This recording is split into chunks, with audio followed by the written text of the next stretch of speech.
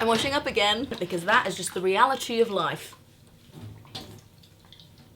Tap in shot, tap out of shot, tap in, tap out. I have been asked to list my fave films. 2 things you should know about me. I really hate scary films. I can't, you know The Secret Window? It's a 12, I walked out of it. Couldn't handle it. Battlestar Galactica, watched the first episode, cried for half an hour afterwards because it was just horrific. I'm a sensitive soul, though I seem thick-skinned. So first, this list is genuinely just my favourites, like off the top of my head, the ones that I'm like, oh, they've altered my life in some way and I can't really change the fact of that. Is this a good critical spread of the best films ever? No. If you came here for that, were you severely misguided? Yes. I have, however, looked at this list and it's interesting to me that I'm finally noticing how white all of my favourite films are. And partly I was sitting there like, oh, should I put another film in there just to make it less white? And then I was like, no, that would be worse. But I just wanted to open the conversation because I'm sure other people have this as well, where you kind of like list your favourite things that you've grown up with or like you've been marketed to and you've got sucked in and loved, and then you lean back and you're like, why? Oh. I don't want to be a construct of a socially conscious person on the internet. I want to be a genuinely socially conscious person on the internet. And I think to do that, I have to acknowledge how white my list is and be honest with you about it and ask about the problems why and like start to really tackle that rather than just drop in a few non-white themed films above films that were honestly my favourite, because I think that would be a lie and it's patronising and it's pretending that the marketing around general blockbusters in the last 20 years hasn't been damaging to our general like collective psyche. So yeah, I just wanted to address that at the beginning and I hope I handled that well. Probably I didn't, and if so, please do tell me in the comments, but it's something that I've just literally just noticed and should be definitely trying to fix about my favourite films and what I watch. Anyway, ditto for LGBTQ plus stuff. I don't have any of that in this list. Here are my honest top 10 films of all time. First is a very unpopular fave that loads of people hate because for some reason people have a thing against Anne Hathaway, which I will never understand. I think she's an amazing actress. And like when people are like, oh, I just find her annoying, I'm like, the function of an actress isn't to get her to like you. The Intern was so underappreciated and reviewed when it came out. And this film, personally, for me, has had a huge impact on me. It's shown me something that I have in my personal life that I've never seen in films, which is a really healthy relationship with older men. And that sounds weird, but like, I have friends. I have friends that I consider friends and I invite to parties and are great and I go for like long walks with. For instance, my ex-boss, who are 60-year-old men. And that's like, they have been so helpful and so,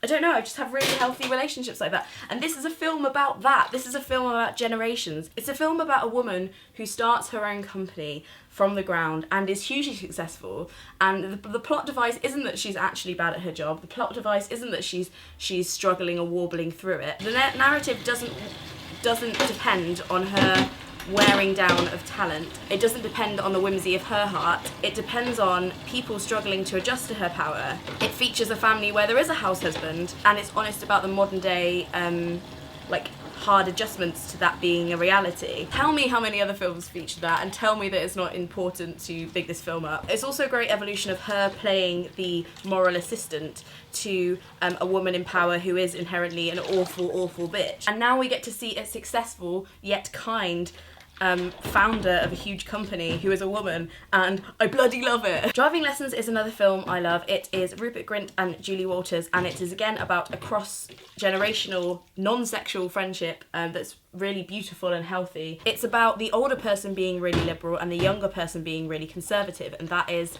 like really, really fascinating. Rupert Grint plays a very nervous, brainwashed Christian boy in North London who gets a Saturday job helping a woman called Evie, who is an absolutely off-the-wall retired feminist actress. Unusual subject matter, Julie Walters at the top of her game, Kaylee's in Edinburgh. About Time is about, again, a cross-generation. I don't know what it is, but I'm so sick of just love stories. I love seeing stuff about communities and generations. I kind of like, like I love chocolate. This film is about a boy falling in love with a girl and that not going horrifically wrong and them knowing exactly what they want. But it's also about the love between a father and a son, and there's some time travel in it, and I love magical realism in films. Some people don't like it not going the whole way, but I'm like, but in books, like, magical realism is a really successful genre, but it seems to be that film critics get pissed off when they get into, like, a film space, but whatever, I think it's great. Proper British film, that is, proper British humour and timing. They didn't Americanise the script to make it simpler, because that's what I feel like they do a lot of the time, and it just pisses me off. And it still retained its British humour and awkwardness, and I liked it a lot.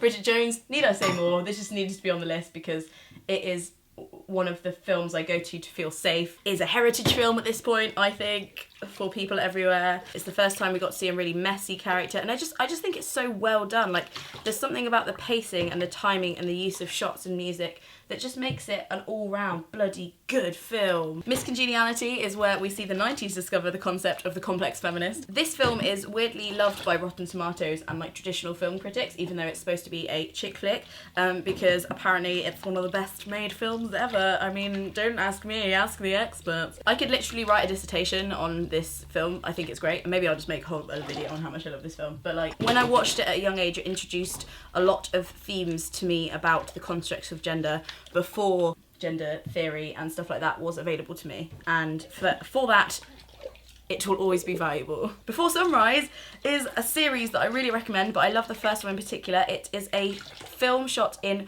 almost real time about two people who meet on a train in the middle of Europe and decide to get off in Venice and explore for the day.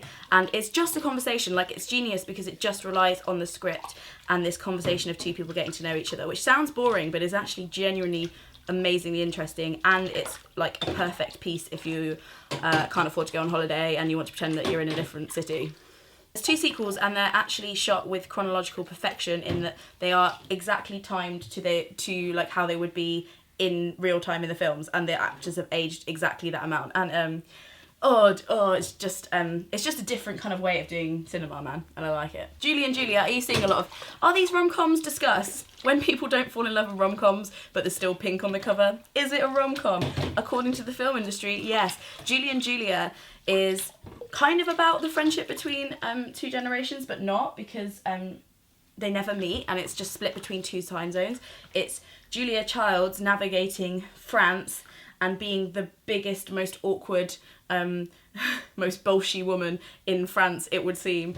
She's played by Meryl Streep, and Meryl Streep is absolutely fucking brilliant in this film. And for all of you, those of you who like to watch films about people who have like an online presence as well, because I feel like people avoid that a lot in films because it's just hard to stage and show, isn't it, and not age. But they do it really effectively here in that this character starts a blog where she decides to cook her way through Julia Child's cookbook, like the traditional way of cooking, in a tiny flat in New York, and to see if it's possible. And she blogs and she goes viral, and it's all of her struggles about trying to achieve this like self-imposed challenge that almost breaks her.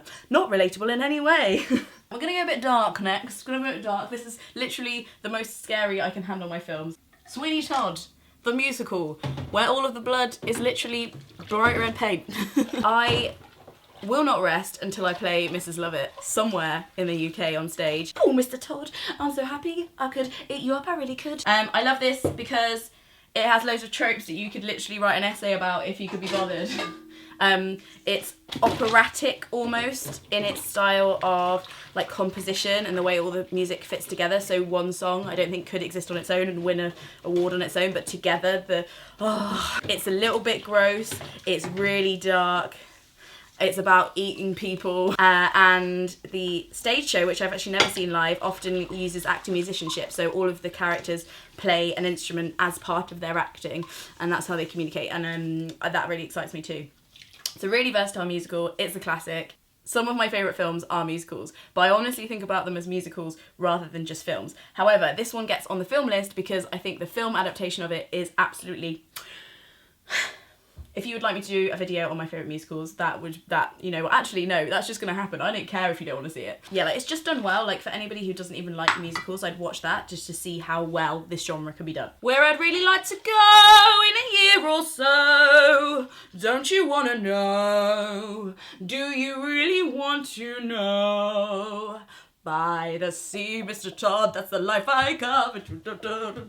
Children of Men. I didn't like this film when I first watched it, mainly because it upset and scared me. But that is the kind of amazing film critic I was at 14. I've rewatched this film many times, and I think it is phenomenal. This one isn't gratifying adventure, and it's not sad love story, and it's not in-joke, clever, artsy film.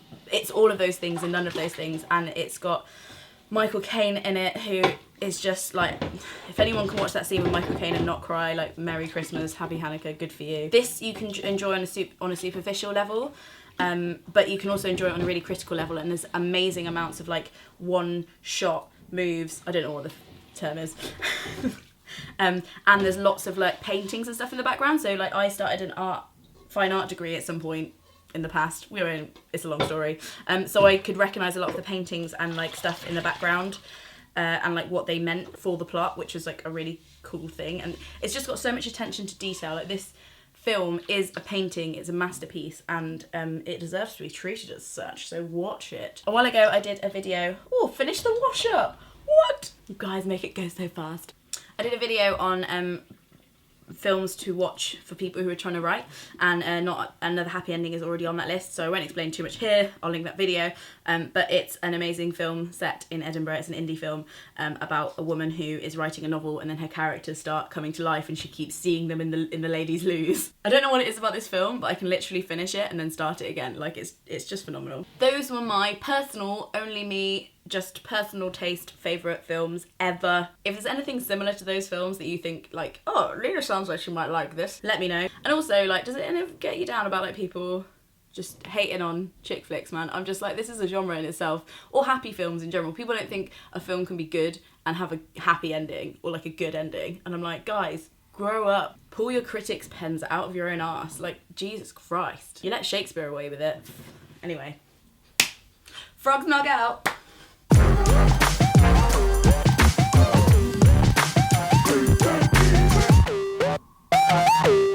We'll have chums over every Friday by the sea.